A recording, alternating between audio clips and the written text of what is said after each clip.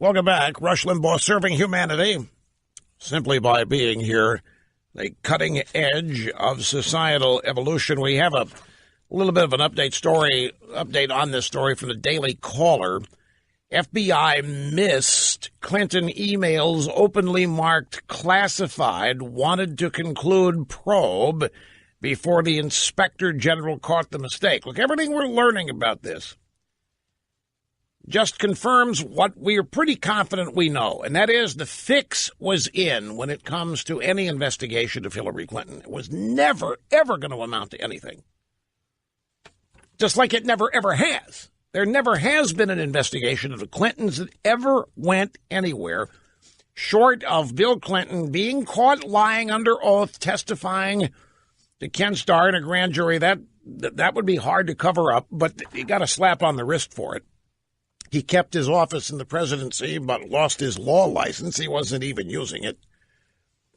And the Democrat Party made him their ranking biggest star until Obama came along. But this story is the FBI did not flag that some emails from Hillary Clinton's private server were marked classified with a C when they were sent, something that seemingly would have been one of the first and most obvious checks in an investigation. The intelligence community inspector general noticed it after the FBI missed it. And we know this because of text messages between Stzrok, and Lisa Page. Man, these people were doing nothing but texting each other. I wonder if they found a way to have sex via text message, because they were doing this a lot more than they were spending. It seems to me. These people were just back and forth like you can't believe. And a new reveal here. Holy cow, Strzok wrote. If the FBI missed this, what else was missed? What they missed was that Hillary was trafficking in classified data. You and I all know this. This is why all of this is so maddening and frustrating. We know it. We know what she did. We know what she did was illegal. So did they. They exonerated her. They helped make it look like it wasn't illegal. And even if it was, she didn't intend it to be, so nothing to see here. If the FBI missed this, what else was missed? Remind me to tell you to flag for Andy emails that we found that have portion marks, that would be the C for classified, on a couple of paragraphs. DOJ was very concerned about this. Found on the 30,000 emails provided to state originally. Nobody noticed. If you remember back when all this was happening live, we had story after story that, well, look, there's so much classified that practically all of it is, so you really can't hold her accountable for that. And then, remember, there were some, she didn't know that the C meant classified. Remember that excuse being offered? She thought the C was like a copyright signal. She's looking at internal Department of Justice, State Department documents, and she thinks that some of them have a copyright insignia there rather than a C for and we were told, well, that's understandable. No, it's not understandable. And she didn't think that. She knew they were classified. She didn't think things were being copyrighted here. The fix was in from the get-go. For whatever reasons. I'm sure there are multiple reasons. Now, I want to backtrack to something that a lot of us consider to be pretty important bombshell stuff yesterday. And that is the discovered text messages, Lisa Page to Strzok, telling him POTUS wants to know everything. And we inferred from this that Obama was interfering and demanding to be told everything they were learning in the investigation. I got a heads up last night and this morning from my old buddy Andy McCarthy, who says, Rush, don't feel bad, but you and everybody are missing the point on this. And I'm just going to read what he wrote. He said, Rush, the issue is not that the FBI was briefing Obama. This is a counterintelligence investigation, not criminal. They are supposed to brief Obama. Every intelligence operation, every counterintelligence operation is designed for the president's eyes.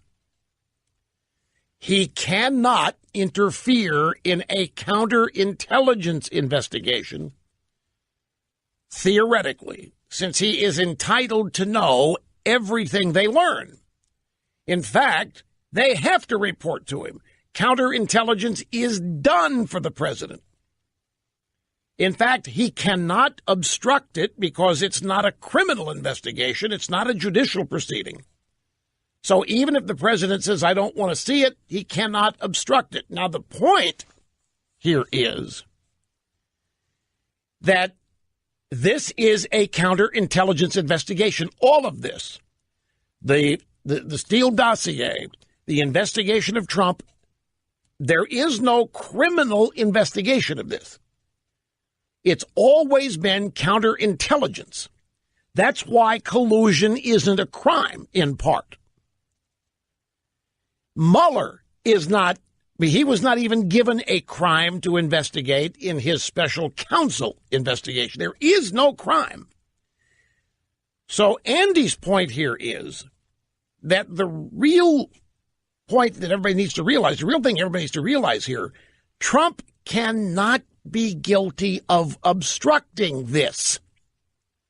It is a counterintelligence investigation. And as such, all of the work product produced is for the president. It's not that he has to ask for it. And it's not that asking for it proves any kind of bias or intersection of politics and so forth. It's simply the way it is. But by the same token, no president can be guilty of obstructing a counterintelligence operation. He gets to weigh in on it, just like Obama did. The president of the United States, even if he were interfering in it, he gets to do that because counterintelligence is done for the president. Now, in fairness, I realize some of you are going to think, wait a minute, this doesn't make any sense. I don't understand it.